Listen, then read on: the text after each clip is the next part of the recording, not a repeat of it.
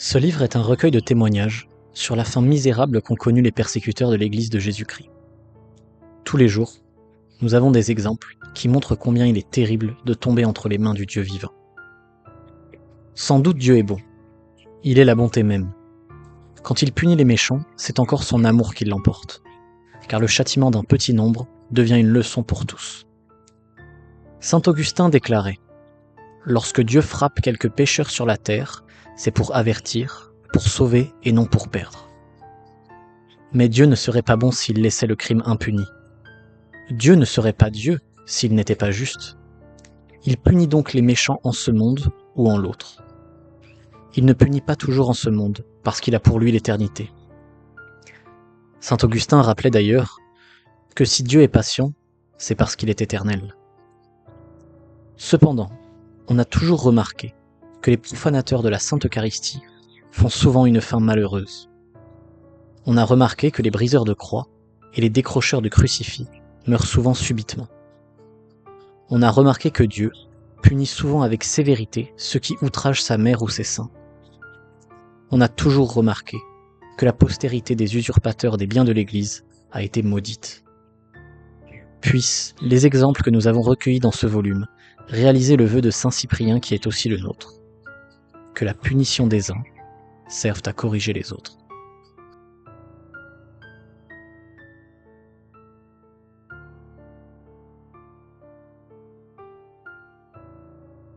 Je me souviens avoir entendu dans mon enfance un bon vieillard très digne de foi raconter le fait suivant dont il avait été lui-même le témoin, je pense.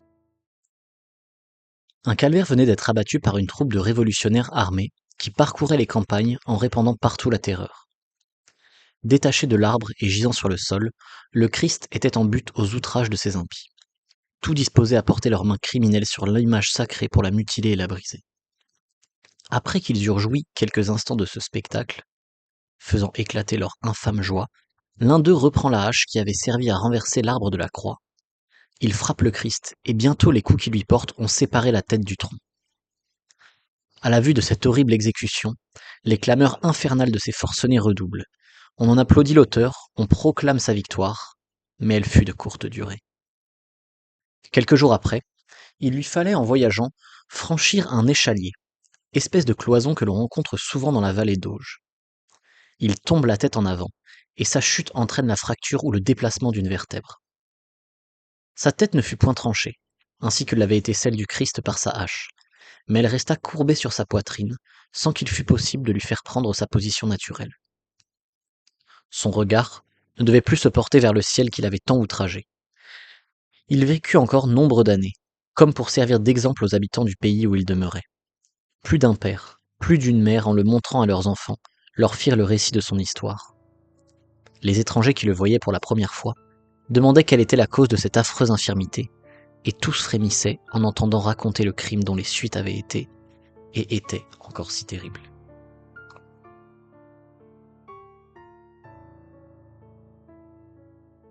Lettre écrite au directeur du journal Le Rosier de Marie, Montpellier, 11 août 1859. Monsieur le directeur, je viens vous raconter un fait authentique et dont vous pouvez facilement vous procurer de nombreux témoignages, car des hommes de 50 ans qui vivent en grand nombre dans la localité que je vais vous désigner en feront foi. Ils ont vu les profanateurs et ils ont été témoins de leur misère. Après la Révolution de 1789, alors que régnait la terreur, nos églises furent profanées presque partout.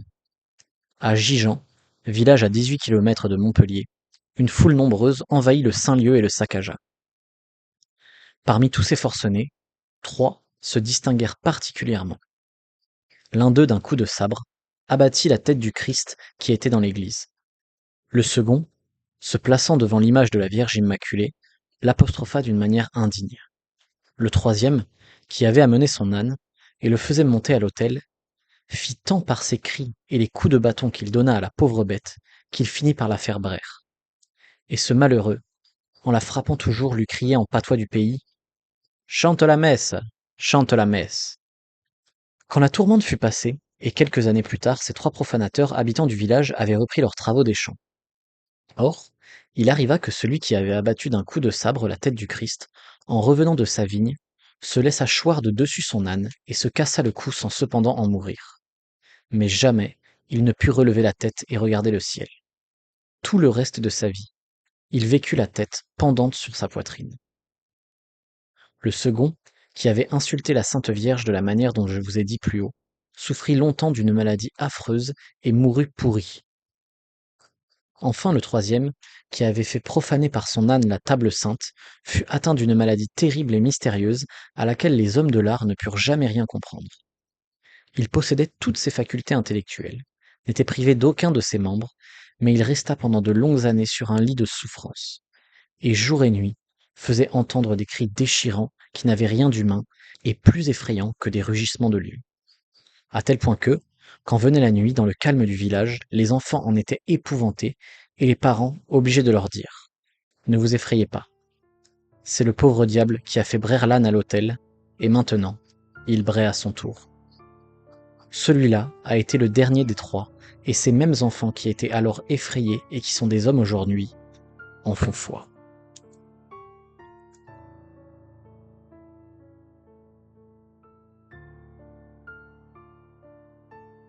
Au mois de juillet 1875, la Semaine religieuse de Bayeux publiait les traits suivants qui lui avaient été communiqués par M. Mainfray, curé de Beuvron. Pendant la tourmente révolutionnaire, l'église de Beuvron fut, comme tant d'autres, dépouillée et profanée. Le Christ, fixé au sommet de l'arcade qui sépare le chœur de la nef, fut abattu. Qui donc osa commettre cet attentat? Un habitant de Beuvron, un menuisier, fut sommé d'y prêter la main, sans doute parce que ses convictions religieuses étaient bien connues. Et les patriotes du pays ne manquèrent pas de le choisir pour en faire l'objet de leur vexation. Mais c'était un homme de caractère, incapable de trahir, à ce point sa conscience. Il se dresse avec fermeté en face de ceux qui lui signifiaient l'ordre de renverser le Christ, et jetant sur eux un regard de dédain, il déclara: quand il faudra le relever, venez me trouver, je serai votre homme, mais l'abattre, moi, jamais. Déconcertés, les Jacobins n'insistèrent pas. Ils reconnurent aussitôt qu'ils avaient affaire à trop forte partie. La faiblesse que tant de gens laissaient paraître en leur présence les rendait audacieux. Une courageuse résistance, à l'inverse, les intimida plus d'une fois. N'en serait-il pas de même encore aujourd'hui? Ils n'avaient cependant pas renoncé à leur détestable dessein. Un exécuteur se présente et le Christ abattu gît sur le pavé du temple. Recueilli précieusement et conservé avec soin par des personnes que la piété guidait, il reprit, quand les temps furent changés, la place d'honneur qui lui appartenait, et du haut de l'arcade, il abaissa de nouveau un regard de bonté sur la foule des fidèles assemblés dans le lieu saint. Un jour, notre brave menuisier me le montrait, en me racontant les détails qui précèdent, et il me disait simplement, avec une juste fierté: c'est moi qui l'ai remis là. Du reste, le bon serviteur ne perdit pas sa récompense. Je l'ai assisté à ses derniers moments, et j'ai vu sur son lit de mort, porter avec confiance ses yeux attendris sur son crucifix, qu'il tenait entre ses mains défaillantes, le posant avec amour sur son cœur et sur ses lèvres livides. Je l'ai vu mourir calme et plein d'espoir, muni de tout le secours de la religion. Il y avait en outre à Beuvron un calvaire érigé par la piété des fidèles. La Révolution passe en faisant son œuvre, et ce calvaire tombe sous ses coups. Alors, un homme, un serrurier de Beuvron, nommé Renaud, détacha le Christ de l'arbre de la croix, non pas afin de le dérober aux insultes de la populace, mais pour l'outrager et le mutiler. Il lui brisa les jambes. L'auteur de ce crime reçut sa récompense. Atteint d'un mal de jambe dont il ne put guérir, il eut à endurer jusqu'à la fin de ses jours de cruelles souffrances destinées, ce semble, à lui rappeler sans cesse l'action sacrilège qu'il avait commise. Plus tard, Renaud quitta Beuvron pour aller demeurer à Dives, et sur ses vieux ans, ne pouvant plus se livrer au travail de son métier, sa seule ressource, il se trouva sans moyen d'existence. Et alors, l'indigence et le mépris tombèrent sur lui comme un double fardeau pour l'accabler dans sa vieillesse. Dès qu'il paraissait en public, voilà le vieux révolutionnaire, s'écriait-on de toutes parts. Les enfants le poursuivaient de leur huée en lui jetant des pierres. Et poussé par je ne sais quel instinct, il prenait d'usage pour point de mire ses jambes ulcérées. Souvent, m'a-t-on dit, il se vit obligé de recourir à l'intervention du garde champêtre pour échapper à leur poursuite. Cependant, la charité chrétienne, qui ne connaît point d'ennemis, lui vint en aide dans sa détresse. Et celui qui, du haut de la croix, demanda le pardon de ses bourreaux, lui fit part aussi de ses miséricordes. La grâce enfin toucha son cœur, et cédant au conseil des personnes bienfaisantes qui le visitaient en lui apportant des secours, il reprit le chemin de l'église, qu'il ne connaissait plus. et mourut en chrétien.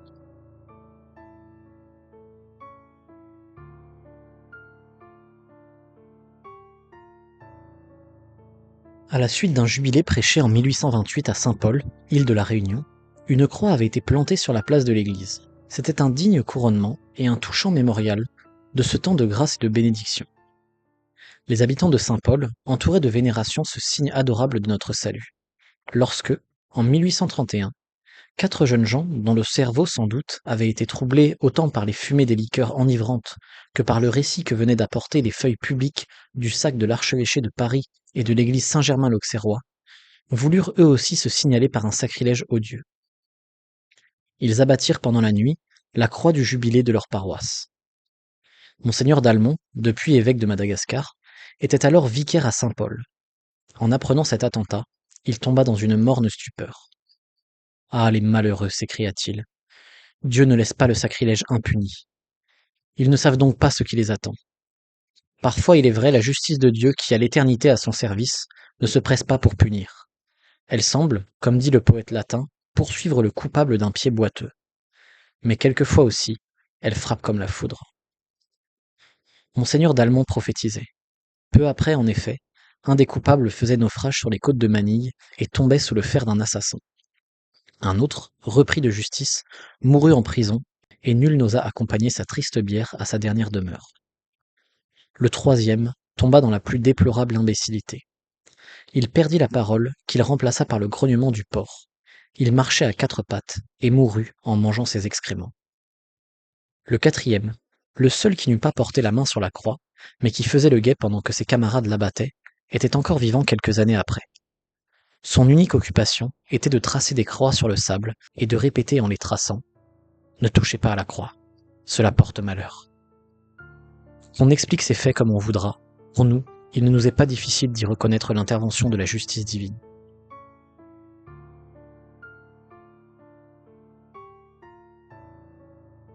Au mois de juillet 1874, une personne que j'eus l'occasion de rencontrer me parla de sa mère qui conservait bien que centenaire et au-delà toute son intelligence. Elle doit alors, lui dis-je, se rappeler au moins quelques-uns des événements de 1793, et je serais heureux si elle voulait bien me faire connaître les faits intéressants qui ont dû se passer sous ses yeux. Dans le pays de ma mère, me répondit cette personne, il n'y avait point de révolutionnaire. Mais à plusieurs reprises, il en vint du dehors, et ces étrangers furent seule cause des malheurs qu'on y éprouva. L'unique événement notable que ma mère m'ait raconté est la destruction d'une croix, accompagnée de circonstances assez frappantes pour que je ne les ai pas oubliées. Et aussitôt, elle me fit part de ses souvenirs. Depuis cette époque, je lui ai écrit en la priant de vouloir bien me donner à ce sujet tous les renseignements qu'il lui serait possible de se procurer, et voici la réponse qu'elle m'a transmise, après s'être elle-même renseignée auprès de sa mère, présentement âgée de 101 ans et 8 mois. En 1793, les tyrans de la France envoyèrent des commissaires dans tous les districts du département de la Haute-Marne pour fermer les églises, exiger le serment des prêtres et abattre les croix et les images. Dans le Bassigny, les villages sont très rapprochés, au point que Méret, pays de ma mère, et Choiseul, pays de mon père, ne sont distants l'un de l'autre que d'un quart de lieue. En cette contrée, des croix étaient érigées sur les chemins, à tous les carrefours. Entre Choiseul et Méret, il y en avait une remarquable par sa beauté et par la sculpture de son Christ. Ce pieux monument fut un appât pour les agents révolutionnaires, dès qu'ils connurent son existence. Aussi, un commissaire arriva bientôt à Choiseul, et il somma les habitants de l'abattre. Mais il ne trouva pas un seul homme du pays capable d'une telle impiété. Alors, il essaye de les séduire par des offres d'argent. Puis il cherche à les intimider, en déclarant qu'il va tout incendier s'il n'est pas obéi. Mais promesses et menaces, tout est inutile, et le forcené s'éloigne sans avoir exécuté son infâme dessein. 15 jours plus tard, il revint, escorté d'une troupe de soldats et d'un ancien habitant de Choiseul appelé Champion.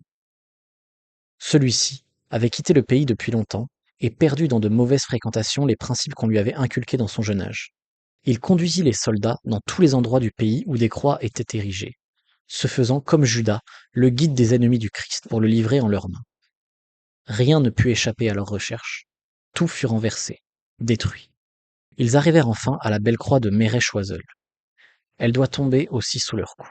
« Je m'en charge » s'écria Champion. « Je vais faire l'affaire moi-même. » Et aussitôt il se met à l'œuvre. Effrayée par la présence des soldats en armes, la population n'avait osé d'abord opposer aucune résistance.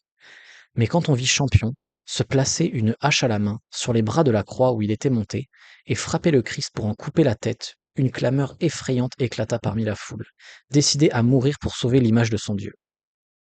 Tous, hommes, femmes, enfants, se précipitent sur les soldats et une lutte acharnée s'engage.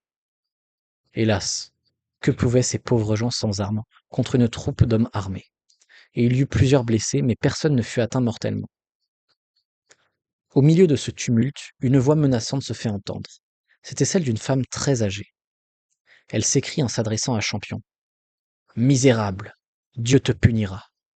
Tu auras la tête coupée dans 15 jours, aussi vrai que le bon Dieu va m'appeler à lui. À l'instant même, la bonne vieille, baignée de larmes, chancelle et tombe comme si la foudre l'eût frappée. On se presse autour d'elle, on la relève, elle avait cessé de vivre. D'où lui était venu ce pressentiment d'une fin si prochaine? S'était-elle sentie tout à coup défaillir et près de succomber, ou plutôt n'était-ce pas une inspiration que le ciel lui avait envoyée? C'est ce qui me paraît le plus probable. Peut-être avait-elle conjuré le Très-Haut de la retirer en ce monde et de ne point l'y laisser pour être témoin des abominations qui se passaient alors. Et sa prière avait été exaucée. À la vue de cette femme expirante, tous sont framés d'étonnement et d'effroi. Du haut de la croix où il était monté, Champion voit ce spectacle et la peur le saisit. Une partie de la prédication qu'il avait entendue venait de s'accomplir sous ses yeux. Ce qui le concernait, ne devait-il point aussi s'accomplir? Cette idée, n'en doutons pas, jette l'épouvante dans son âme. Il descend de la croix et renonce à l'œuvre de destruction qu'il avait commencée. En vain le commissaire le raille de sa faiblesse et veut le contraindre à reprendre son travail sacrilège. Soit crainte, soit repentir, Champion persiste dans son refus. Alors, ce commissaire s'adressant aux soldats leur dit « Finissons-en avec cette croix !» Il leur commande de l'abattre, et pour les rassurer, en donnant l'exemple lui-même, il brise un bras et une jambe du Christ et les met en morceaux. Les hommes de l'escorte exécutent avec une répugnance visible l'ordre qui leur est donné. Des cordes sont attachées à la colonne pour l'abattre, et le commissaire, debout du côté opposé à celui où devait tomber la croix, harangue ses agents et les encourage en vomissant les plus horribles blasphèmes. Ceux-ci donnent une forte secousse, puis ils s'arrêtent afin de reprendre haleine et d'achever par un dernier effort la ruine du monument. Ceux-ci donnent une forte secousse, puis ils s'arrêtent afin de reprendre haleine et d'achever par un dernier effort la ruine du monument. Pendant ce temps, la colonne ébranlée tombe d'elle-même, mais non du côté des hommes qui la tiraient à eux.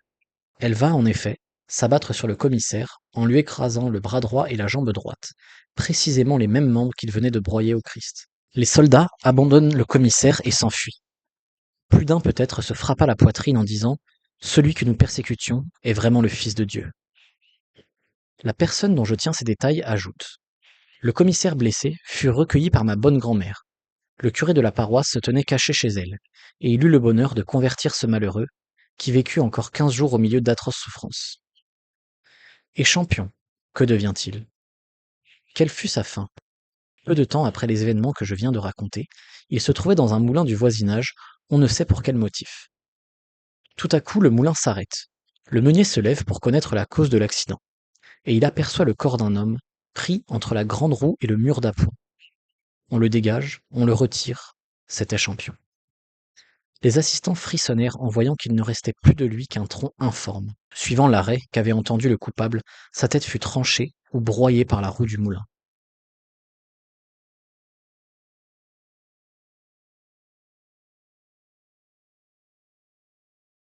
Après ces exemples si frappants des punitions que le ciel inflige à l'impiété, la crainte de Dieu, m'a-t-on dit, fut plus grande que jamais. Tous les prêtres restèrent cachés dans le pays sans que personne osât les dénoncer. Un seul homme périt sur l'échafaud. 2 prêtres eurent la faiblesse de prêter serment. Jamais ils n'ont trouvé grâce aux yeux des habitants de la contrée. Ces faits m'ont été transmis par une personne digne de toute confiance, et avant de m'envoyer la relation Ces faits m'ont été transmis par une personne digne de toute confiance, et avant de m'en envoyer la relation, elle a voulu, comme je l'ai dit, que sa vénérable mère, témoin des événements, lui en affirmât de nouveau l'exactitude.